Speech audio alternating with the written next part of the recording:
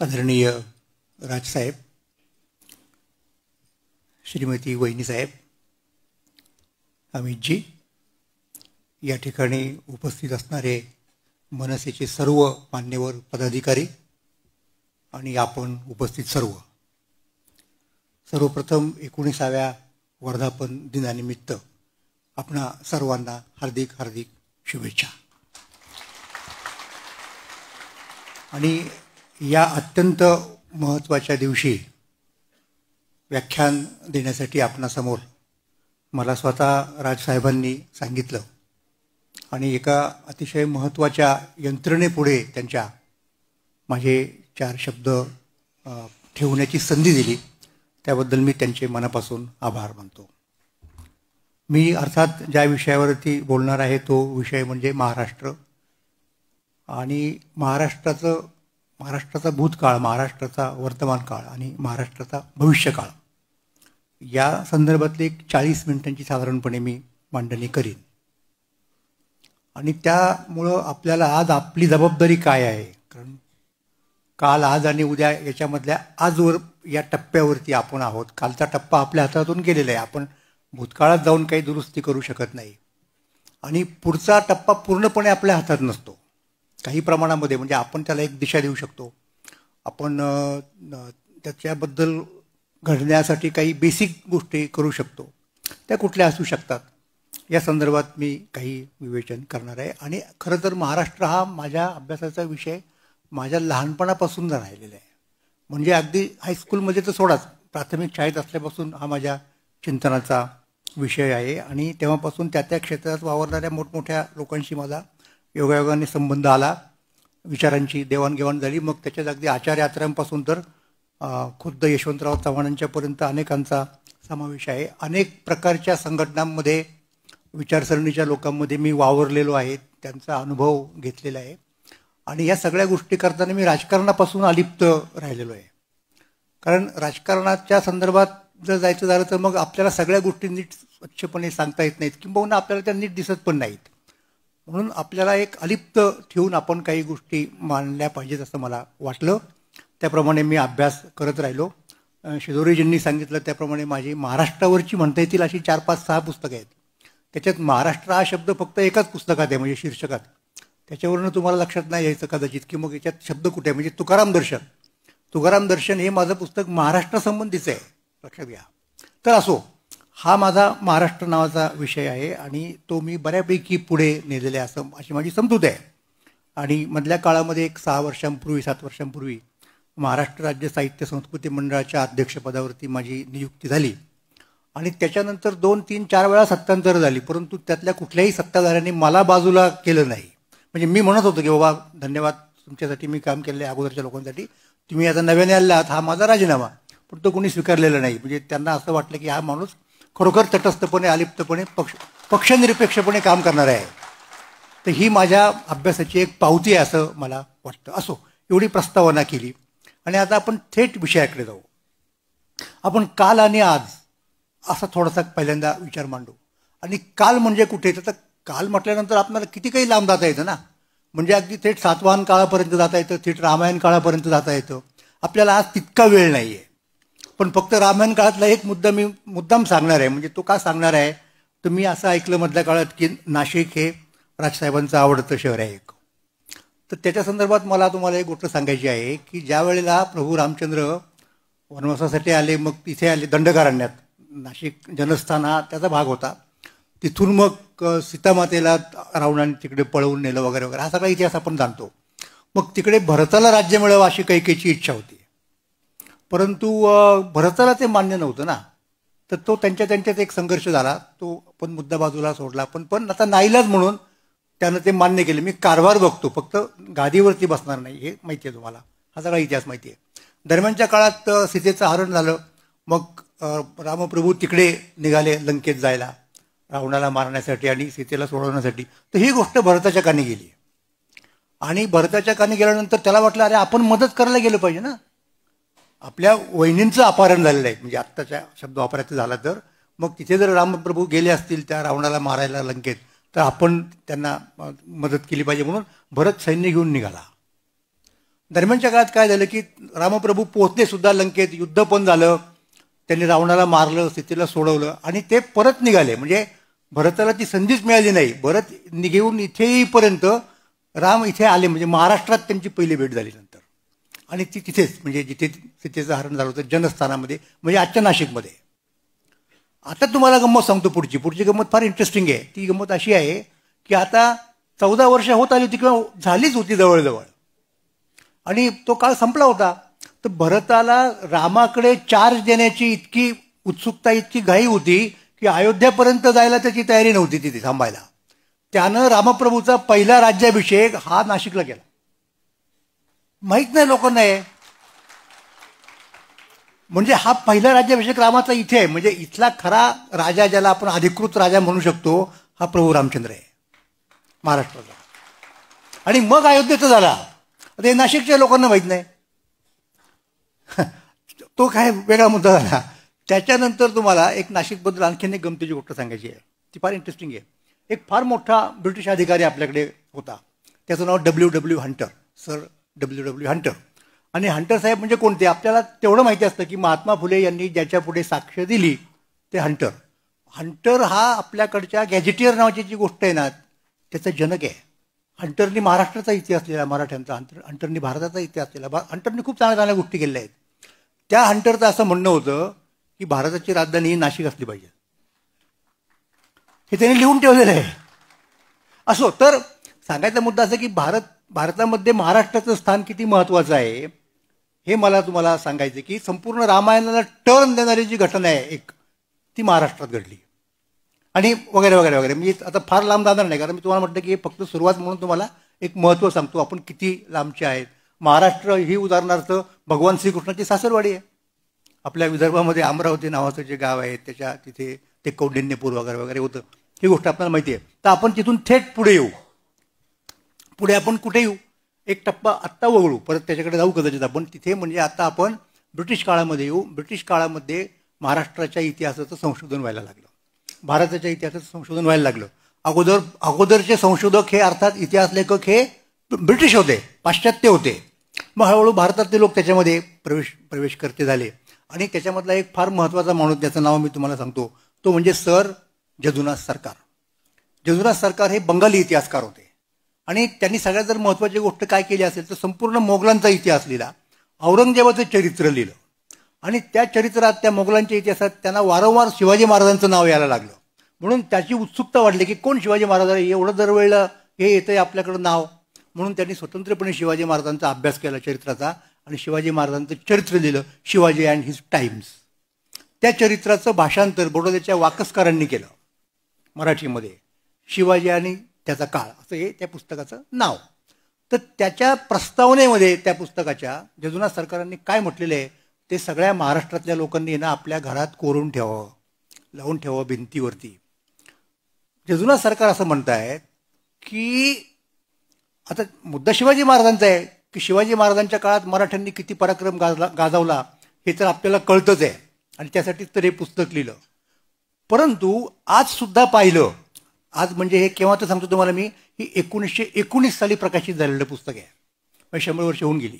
आज सुद्धा जरी आपण पाहिलं तरी मराठे हे भारतात अग्रेसर आहेत. आणि खरोखर मी तुम्हाला एकच गमक सांगतो त्याचं, कसे अग्रेसर आहेत ते. त्या काळात स्वातंत्र्याची चळवळ जोमामध्ये आली होती, आणि स्वातंत्र्याच्या चळवळीमध्ये 3 स्कूल्स होते, 3 संप्रदाय होते. महात्माजींचा संप्रदाय अजून पुढे आलेला नव्हता, लक्षात घ्या. मग ते 3 संप्रदाय कोणते होते? एक संप्रदाय म्हणजे काँग्रेसमध्येच 2 गट होते त्यावेळेच्या.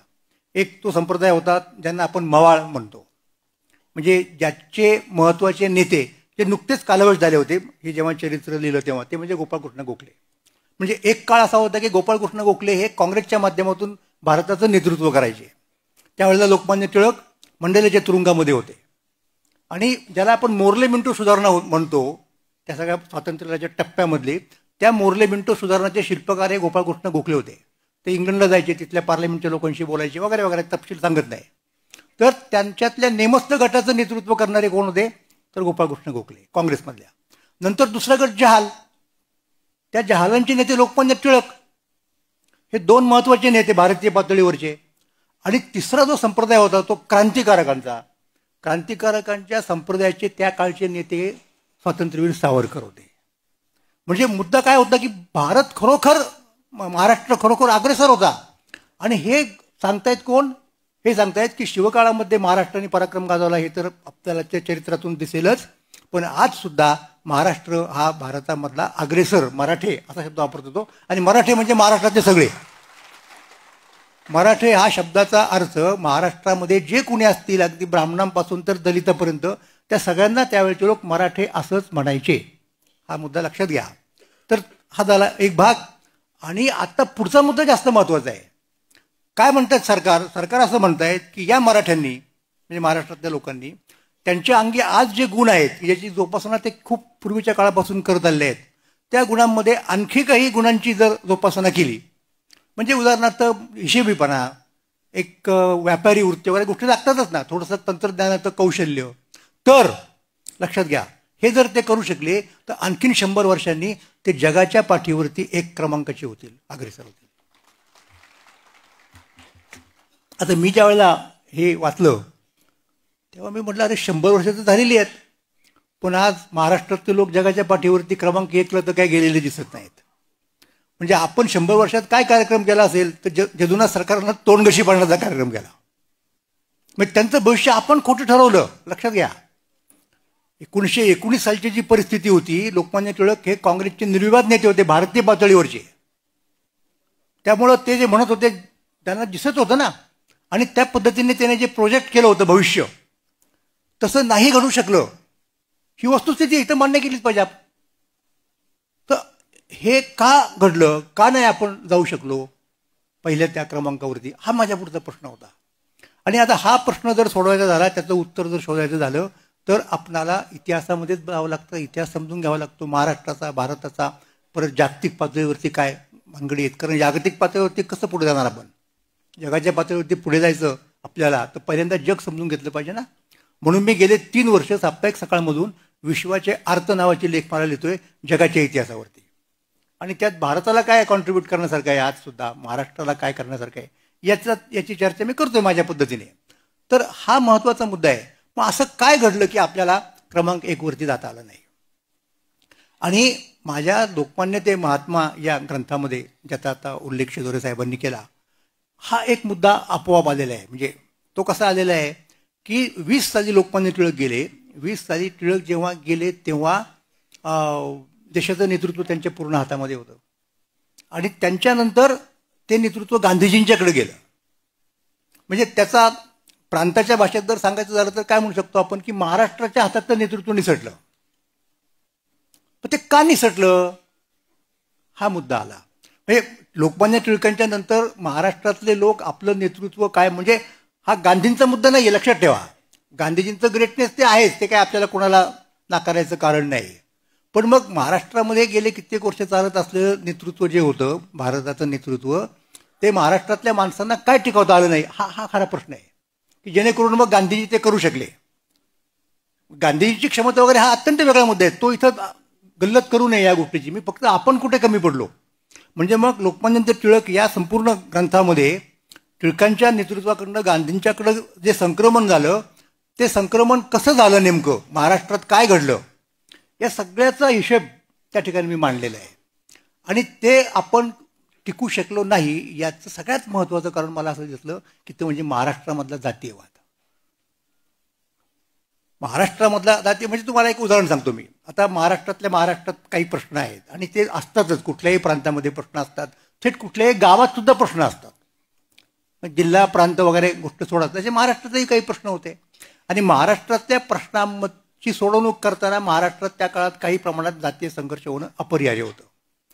पण मग जेव्हा आपण राष्ट्राच्या पातळीवरती जातो तेव्हा हे प्रांताच्या पातळीवरचे संघर्ष आपण काही काळात पुरते का होईना आपण बाजूला ठेवले पाहिजेत. ही जी महत्त्वाची भूमिका होती ना, ती भूमिका आपल्याला नाही स्वीकारता आली त्या काळामध्ये. म्हणजे आता तुम्हाला माहिती आहे की कौरव आणि पांडव यांच्यात किती युद्ध होतं, म्हणजे किती वैर होतं. म्हणजे कौरवांनी पांडवांचं राज्य लबाडीने हिरावून घेतलं, त्यांना तिकडे वनवासात पाठवलं वगैरे, या गोष्टी आपल्याला माहिती आहेत. तर ते तिकडे वनवासामध्ये असताना झालं असं की ते एके ठिकाणी गेले होते, असं काहीतरी जलक्रीडा वगैरे करायला पिकनिकला गेले होते कौरव. आणि तिथे तो चित्रसेन गंधर्व होता आणि तो त्याच्या सगळ्या लोकांच्या सकट तिथे आला होता आणि तो तिथे एन्जॉय करत होता. तर हे तिथे कौरव गेले, धडपडले आणि मग चित्रसेनाला राग आला आणि त्या गंधर्वांचं आणि कौरवांचं झालं युद्ध आणि त्या युद्धात पराभव झाला कौरवांचा आणि सगळंच गडबड झाली ना. तर ही गोष्ट कुणाला कळली? पांडवांना कळली, कारण पांडव त्यावेळेला वनवासामध्ये होते. तर पांडवात ते 5 भाऊ, त्यातल्या काही लोकांना म्हणलं बरं झालं परस्पर हे पराभव झाला, त्याची जिरली. तर युधिष्ठिर म्हणाला असं करून चालणार नाही, आपल्यामध्ये जरी भांडणं असली तरी आपण 105 आहोत. हा हा हा मुद्दा लक्षात घ्या. त्यामुळं दुसरा कुठला जर फोर्स आला आपल्याकडे तर आपण त्याच्याशी एकत्र येऊन लढलं पाहिजे, मग आपले आपले प्रश्न आपण सोडू शकतो. हे एक उदाहरण आहे. दुसरं उदाहरण तुम्हाला सांगतो, आणि ते पांडवांनी ऐकलं. अर्जुन गेला, लक्षात घ्या, आणि बाकीची काय कौरव पांडव असतील, आणि त्यांनी चित्रसेनाचा पराभव करून सोडवून आणलं कौरवांना. ही ती गोष्ट आहे. दुसरी गोष्ट तुम्हाला सांगतो. ती गोष्ट काय आहे? ती गोष्ट अशी आहे की आपण म्हणताना म्हणतो हल्ली महाराष्ट्रगीत वगैरे जोरात चाललेलं असतं, ते म्हणावं लागतं राष्ट्रगीताच्या बरोबर. आणि त्याच्यात एक शब्द असा, एक ओळ अशी येते की दिल्लीचेही तख्त राखतो महाराष्ट्र माझा, बरोबर आहे ना. तर दिल्लीचे तख्त म्हणजे भारत देश. दिल्लीचे तख्त हे सिंबॉलिक आहे, लक्षात घ्या. दिल्लीचे तख्त म्हणजे काय? भारताचं संरक्षण कोण करतं? तर तो महाराष्ट्र करतो. म्हणजे परत एकदा आपण 62 साली तुम्हाला कल्पना आहे, ज्यावेळेला चीनचं आक्रमण झालं, पंडित नेहरू पंतप्रधान होते आणि त्यावेळेला मग यशवंतराव चव्हाणांना संरक्षण मंत्री केलं गेलं. मग आपल्या महाराष्ट्रामध्ये काय पद्धतीने त्याची मांडणी झाली की हिमालयाच्या रक्षणाला सह्याद्री धावला, बरोबर आहे. म्हणजे हे आपलं वैशिष्ट्य आहे, हे वैशिष्ट्य आहे आपलं. मग त्यावेळेला आपण हे नाही म्हणत की कर्नाटकाचा आणि आमचा सीमेचा प्रश्न आहे वगैरे वगैरे, ह्या गोष्टी आपण बाजूला ठेवतो. तर तसंच तुम्हाला सांगतो, ज्या वेळेला मोगलांचं राज्य होतं आणि मोगलांच्या लक्षात असं आलं की आपण या राज्याचं संरक्षण करण्याची आत्ता आपली पात्रता राहिलेली नाही. मग ज्या वेळेला पहिल्यांदा आक्रमण आलं परत एकदा, ते नादिरशाहचं होतं. नादिरशाहनी इथे बाजीराव पेशव्याला पत्र दिलं, नादिरशाहनी नव्हे, दिल्लीच्या बादशाहनी त्यावेळेच्या, की अशी अशी नादिरशाहचं आक्रमण आलेलं आहे आणि आम्हाला म्हणजे दिल्लीचं रक्षण करायला तुम्ही या. तर बाजीराव पेशवे तिथं निघाले सैन्य घेऊन. तर ते मध्य प्रदेशात कुठेतरी मरण पावले, तो भाग वेगळा. पण बाजीराव निघालेला हे कळल्या याने आपला गाशा गुंडाळला नादिरशाहने आणि परत गेला. आणि नुसतं गेलं नाही, गेल्यानंतर त्यांनी पत्र पाठवलं पेशव्यांना. काय पाठवलं? की मी आलो होतो, आता मी परत चाललेलो आहे, हा सगळा कारभार तुम्हीच बघा आमच्या वतीनं. हे इंटरेस्टिंग आहे ना. म्हणजे त्याला माहिती आहे की यांच्याशी आपला मुकाबला होणं तर अवघड काम आहे. हे झालं. त्याच्यानंतर परत काही 10-15 वर्षांनी 20 वर्षांनी दुसरं कोणतरी आला, त्याचं नाव अहमद शाह अब्दाली, जो नादिरशाहच्या सैन्यामधला एक सेनापती होता. पुढे नादिरशाहचा खून झाला आणि यानं अफगाणिस्तान स्वतंत्र केला. अफगाणिस्तान हा त्याच्या अगोदर स्वतंत्र राष्ट्र नव्हतं. अब्दाली हा अफगाणिस्तान नावाच्या राष्ट्राचा जनक आहे. हा एक मुद्दा तुम्हाला सांगायचा आहे. तर तो आला, तो आल्यानंतर परत हाच मुद्दा आहे. त्या बादशाने आपल्याला सांगितलं, तसा आधी करार पण झाला होता, त्याला अहदनामा म्हणतात. मुघल आणि काय म्हणतात त्याला, आपले महाराष्ट्रातले लोक पेशवे वगैरे यांचा करार झाला होता. मग त्या कराराप्रमाणे आपण जाणार तिथे. पण आपण जेव्हा तिथे गेलो त्यावेळेला तुम्हाला सांगतो, सदाशिवराव भाऊंनी पत्र दिलेली आहेत त्यावेळेच्या उत्तरेतल्या सत्ताधाऱ्यांना.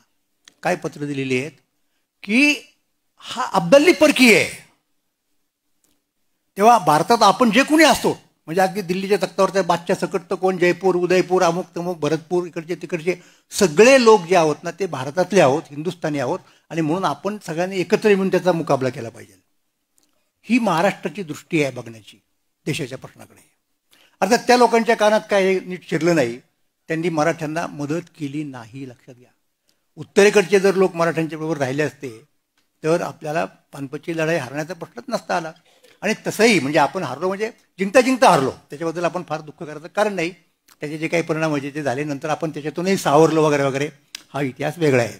तर मला सांगायचा मुद्दा काय होता या ठिकाणी सगळ्यात महत्त्वाचा, की अशा पद्धतीने महाराष्ट्राचा दृष्टिकोन हा पहिल्यापासून व्यापक राहिलेला आहे. आणि किती व्यापक राहिलेला आहे? साधा व्यापक नाही, म्हणजे भारताची तर काळजी आपण केलीच, पण आपल्या रक्तामध्ये, आपल्या स्वभावामध्ये जागतिक स्तरावरती विचार करण्याची क्षमता आहे. आता हे यदुनाथांना माहिती नव्हतं, हे लक्षात घ्या. त्यांनी वेगळ्या कारणामुळं सांगितलं की हे एक क्रमांकावरती जातील. आपण नेहमी सांगतो, आनंदाने सांगतो, जसं सगळीकडं अलीकडच्या काळामध्ये बऱ्याच कार्यक्रमानंतर पसायदान वगैरे म्हणण्याची पद्धत आहे. आणि पसायदानाचं मग शेवटी जे ज्ञानेश्वरांनी मागितलेलं आहे ते कोणासाठी मागितलेलं आहे, तर हे सगळ्या जगासाठी मागितलेलं आहे. म्हणजे आपली जी दृष्टी आहे ना, ही दृष्टी पहिल्यापासून अत्यंत व्यापक आहे, अत्यंत व्यापक आहे. त्यामुळं बाकीच्या लोकांनी जरी तसा विचार केला, असा स्वतःचा वेगळा वेगळा, तरी महाराष्ट्राने तो करता कामा नये अशी महाराष्ट्राकडनं लोकांची अपेक्षा. आणि हे जे काही आहे ना, जसा आत्ता त्यांनी अतिशय महत्त्वाचा मुद्दा सांगितला, उल्लेख केला बरोबर, तो उल्लेख म्हणजे महाराष्ट्र धर्माचा. म्हणजे जेव्हा त्या नायकोरावांनी ही परिषद घेतली, खरोखर त्याच्यावरती आता नुकतंच एक तरुण संशोधकाचं पुस्तक आलेलं आहे, संदीप दहिसरकर नावाचं, मैकावतीची बखर त्यांनी परत छापली. तेव्हा हे जे राज्य आहे मुसलमानांचं राज्य, ते जवळजवळ सगळ्या भारतात पसरलेलं होतं. पण अन्य कोणाच्याही डोक्यात हा नाही विचार आला, तो महाराष्ट्रातल्या लोकांच्या आला. आणि म्हणून त्यांनी परिषद बोलवली, सगळे आसपासचे विद्वान, शास्त्री, पंडित, योद्धे सगळे बोलवले, सगळ्या जातीचे बोलवले. लक्षात घ्या, तिथे सगळ्या जातीचे लोक होते त्या परिषदेला आलेले. आणि परिषदेमध्ये विचार त्यांनी काय मांडला, अत्यंत महत्त्वाचा विचार मांडला, की ज्याचा आता उल्लेख शिदोरे साहेबांनी केला. तो महत्त्वाचा मुद्दा असा होता की आपण महाराष्ट्र धर्म पाळला पाहिजे. म्हणजे नेमकं काय, मग त्याचा उल्लेख वारंवार होत राहिला. रामदास स्वामींनी जे पत्र वगैरे लिहिलं त्याच्यात सुद्धा असं त्यांना महाराष्ट्र धर्म वाढवावा. पुढे आणखीन गेल्यानंतर संपूर्ण शिवकाळामध्ये मग राजाराम छत्रपती असतील, बाकीचे लोक असतील, त्यांच्या सुद्धा पत्रांमध्ये एकमेकांना लिहिलेल्या याचा उल्लेख आहे की आपण मराठ्यांनी कसं वागलं पाहिजे, महाराष्ट्र धर्माला धरून वागलं पाहिजे. आणि ही सगळी चर्चा पुढे नेली गेली. आणि ब्रिटिश काळामध्ये, म्हणजे आपण जेव्हा पारतंत्र्यामध्ये होतो तेव्हा परत एकदा त्या महाराष्ट्र धर्माची चर्चा व्हायला लागली. न्यायमूर्ती रानडे, इतिहासाचार्य राजवाडे, राजाराम शास्त्री भागवत, या सगळ्या लोकांनी महाराष्ट्र धर्माची चर्चा केलेली आहे. आणि त्या महाराष्ट्र धर्माच्या चर्चेचा समारोप म्हणता येईल असा खरं तर तो कुणी केला, तर तो केला तो आचार्य विनोबा भावांनी. आणि त्याच्यापूर्वी पण एक टप्पा आहे, तो मी तुम्हाला सांगतो थोडक्यात. पण विनोबा काय म्हणाले बघा, विनोबा असं म्हणाले की महाराष्ट्र धर्म हा त्रिविक्रम आहे. आणि त्रिविक्रमाचा अर्थ असा की जो अवतार झाला ना पूर्वीच्या काळात, विष्णूच्या 10 अवतारापैकी त्यातला एक अवतार वामन. वामन हा लहान आहे, बटू आहे, आणि पण त्याच्यात क्षमता केवढी आहे की वामनाने 3 पावलात मावेल एवढी जमीन मागितली बळीकडे, बळीने दिली. मग त्यांनी पहिल्या पावलामध्ये संपूर्ण पृथ्वी व्यापली, दुसऱ्या पावलामध्ये स्वर्ग व्यापला, म्हणजे 3 पावलं त्याची एकूण. तसं महाराष्ट्र धर्माची 3 पावलं आहेत. ती कोणती, पहिलं पाऊल हे महाराष्ट्र म्हणजे स्थानिक, कारण जोपर्यंत आपला पाया पक्का नाही तोपर्यंत आपण बाहेर जास्त गडबड नाही करू शकत, हा मुद्दा आहे. दुसरं संपूर्ण हिंदुस्थान, आणि तिसरं पाऊल संपूर्ण विश्व. हे कोण म्हणतंय, हे विनोबा भावे म्हणतायत. आता त्रिविक्रम धर्म आहे असा तो महाराष्ट्र धर्म आहे. आणि आणखीन एक मला मुद्दा सांगायचा आहे, आणि तो मला असं वाटतं फार महत्त्वाचा आहे. आणि तो मुद्दा म्हणजे महाराष्ट्र धर्माच्या बद्दल सगळ्यात शेवटी ज्यांनी लिहिलं, म्हणजे पूर्वीच्या लोकांच्यापैकी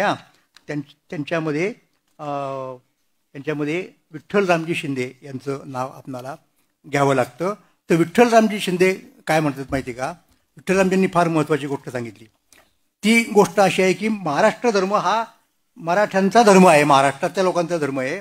आणि सगळ्यात त्याच्यातला महत्त्वाचा मुद्दा तुम्हाला मला सांगायचा आहे की हा जो महाराष्ट्र धर्म शिंदे म्हणतायत तो सगळ्यांचा धर्म आहे. म्हणजे महाराष्ट्रामधल्या अमुक एका जातीचा धर्म अशातला भाग नाही. महाराष्ट्रामधल्या अमुक एका जातीचा असा म्हणजे फक्त मराठ्यांचा धर्म आहे का, नाही, तो सगळ्यांचा धर्म आहे.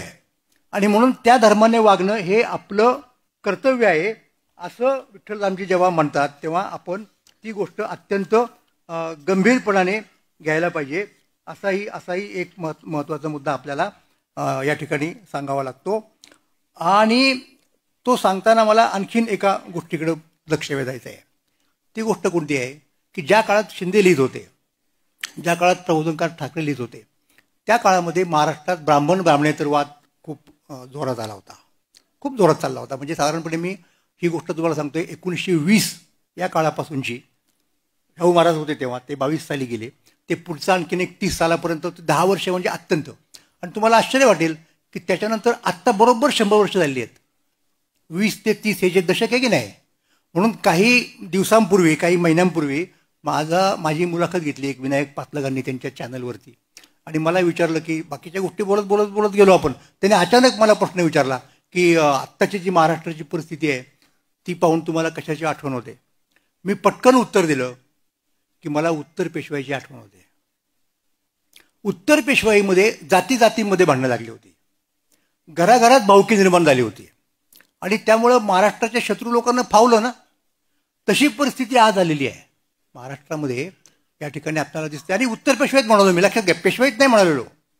पेशवाईच्या काळातला सुरुवातीचा जो कालखंड होता, म्हणजे पहिले जे 3 पेशवे कमीत कमी होते, त्यांच्या काळामध्ये जातीभेद नव्हता.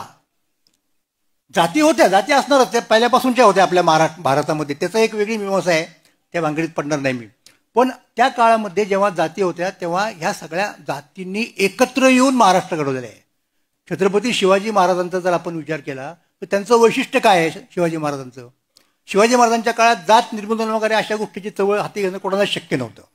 एक इतिहासातून आपल्याला जी परिस्थिती मिळते त्या परिस्थितीमध्येच आपल्याला कार्य करावं लागतं. शिवाजी महाराजांनी सगळ्या जाती जमातींच्या मध्ये जे काही गुण त्यांच्यामुळं ॲक्सिडेंटली म्हणा किंवा कसेही म्हणा, त्या सगळ्यांचा उपयोग स्वराज्याच्या कार्यासाठी कसा करता येईल हे पाहिलं. त्यात कुणालाही बाजूला ठेवलेलं नाही. आणि ते महाराष्ट्राचं वैशिष्ट्य आहे ना, की स्कोप द्यायचं सगळ्या लोकांना ज्यांच्यामध्ये जे आहे. म्हणजे अगदी तुम्हाला गंमत सांगतो, म्हणजे प्रबोधनकारांचं नाव निघालं म्हणून सांगतो की प्रबोधनकारांनी पुस्तक दिलं वक्तृत्वावरचं. मराठीमधलं पहिलं पुस्तक प्रबोधनकारांचं आहे वक्तृत्व विषयावरती. आणि ते पुस्तक पुण्यामधल्या मला वाटतं आर्यभूषण छापखान्यामध्ये किंवा चित्रछायेत कुठेतरी छापलं जात होतं. आणि आता ते पहिलंच पुस्तक त्यांचं, ते वयाने तरुण होते 25मध्ये वगैरे, त्यामुळे त्यांना उत्सुकता आपल्या पुस्तकाची. ते पण सकाळी जायचे त्या छापखान्यात प्रूफ पाहायला. आणि त्याच वेळेला लोकमान्य टिळकांच्या गीता रहस्याचं मुद्रण चालू होतं आणि टिळक पण यायचे. तर एकदा टिळक आणि प्रबोधनकार असे एकत्र एकदम एकाच वेळेला सकाळीच लवकर आले ना, तो प्रेस उघडण्याच्या दरम्यान ते आले. मग टिळकांना अर्थात प्रबोधनकार ओळखतच होते. प्रबोधनकार ते तरुण. टिळकांनी विचारलं आपण कोण? तर त्यांनी सांगितलं की मी केशव सीताराम ठाकरे. मग टिळकांनी विचारलं ठाकरे म्हणजे आपण कोण? देशस्थ की कोकणस्थ? तर त्या काळात अशा प्रकारच्या ॲक्टिव्हिटी करणारे म्हणजे असेच लोक असणार ना, उच्चवर्णीय.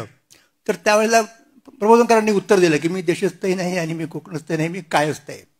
त्यावेळेला टिळक म्हणाले की कायस्थांना लेखणी आणि तलवार या दोन्ही गोष्टी चालवता येतात. तेव्हा तुम्ही लेखणी चालवली, मला खूप बरं वाटलं, म्हणजे शाबासकी दिली त्यांना.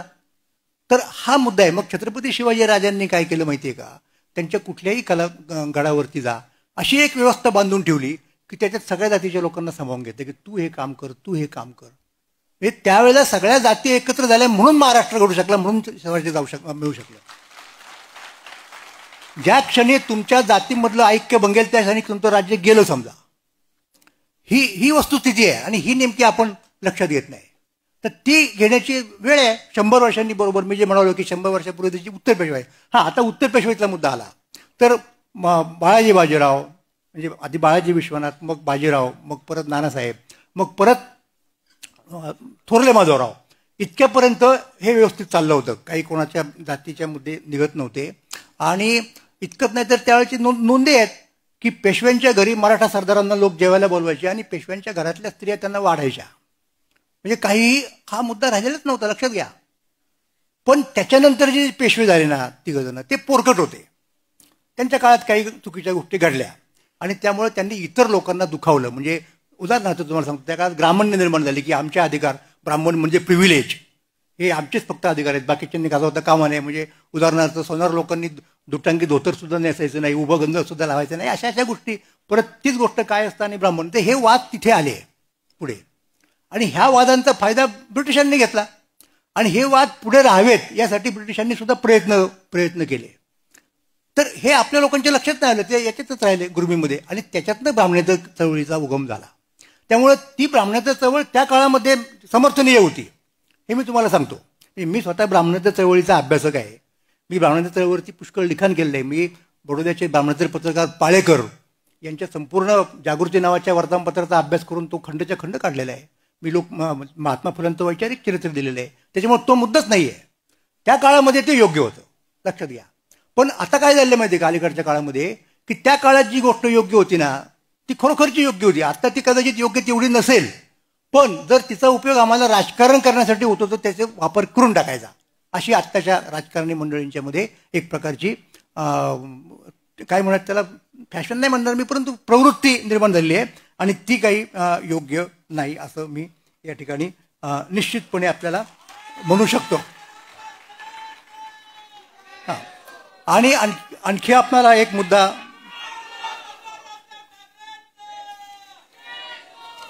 आणखी एक शेवटचा मुद्दा मला आपल्या पुढे ठेवायचा आहे आणि तो खरोखर महत्त्वाचा आहे. आणि तो कोणता असेल तर मी तुम्हाला मगाशी विठ्ठलांबी शिंदेंचं सांगत होतो आणि विठ्ठलांबी शिंदे अशा प्रकारे शेवटचे महाराष्ट्र धर्माचा उच्चार करणारे आणि त्यांनी हे सांगितलेले आहे की आपण महाराष्ट्र धर्माचे लोक आहोत आणि आपण जगाचा विचार केला पाहिजे. पण जगाचा विचार आपण कधी करू शकतो तर आपण नीट एका ठिकाणी असलो, आपल्या ठिकाणी जर स्थिर असलो तर आपण तो करू शकतो. आणि ते आपण आज नेमके नाही आहोत. आणि आपण का नाही आहोत तर आपल्यामधल्या जातीयवादानं वर डोकं काढलेलं आहे आणि तो जोपर्यंत आपण नष्ट करीत नाहीत तोपर्यंत आपल्याला परत एकदा महाराष्ट्र धर्म म्हणून म्हणणं. आणि हा एक फार अगदी म्हणजे असं बघा की दोन गोष्टी आहेत, एक आयडिओलॉजी आहे आणि एक आयडेंटिटी आहे. तर आजच्या काळात काय झालेलं आहे की आयडेंटिटीला पॉलिटिक्स सगळं करतात आणि आयडिओलॉजी विसरून जातात. जोपर्यंत आयडेंटिटीला आयडिओलॉजीची जोड मिळत नाही तोपर्यंत तुमचा राजकारण विशिष्ट मर्यादेच्या पुढे जात नाही. आणि सुदैवानं आपल्याला ती आयडिओलॉजी मिळालेली आहे. महाराष्ट्र धर्म ही आपली आयडिओलॉजी आहे. म्हणजे आपल्याकडे आयडेंटिटी आहे की जिचं संरक्षण करण्यासाठी आधी शिवसेना मग मनसेना हे गेले कित्येक दिवस झगडत आहेत आणि आपल्याकडं आयडिओलॉजी आहे ती महाराष्ट्र धर्माची आहे. जर आपण महाराष्ट्रीयन मराठी माणूस मराठी आणि आपल्याबरोबरची आयडिओलॉजी म्हणजे महाराष्ट्र धर्म म्हणजे आपली स्वतःची देशाची आणि जगाची चिंता करायची हे जर आपण करत राहिलो तर यदुनाथ सरकार म्हणाले त्याप्रमाणे आपण परत एकदा म्हणजे 100 वर्षाचा काळ गेला पण आणखीन 25 वर्षात जगात सुद्धा अग्रेसर होऊ शकू असं मला वाटतं. आणि हे माझं विश्लेषण आपल्या समोर ठेवायचं, आपल्याशी संवाद करण्याचं काम माझ्याकडनं मला संधी देऊन राजसाहेबांनी करून घेतलं. त्याबद्दल मी त्यांना धन्यवाद देतो. आपण शांतपणे ऐकून घेतलं आपल्याला धन्यवाद देतो आणि या 19व्या वर्धापन दिनानिमित्त परत एकदा शुभेच्छा देऊन थांबतो. जय हिंद, जय महाराष्ट्र, जय विश्व.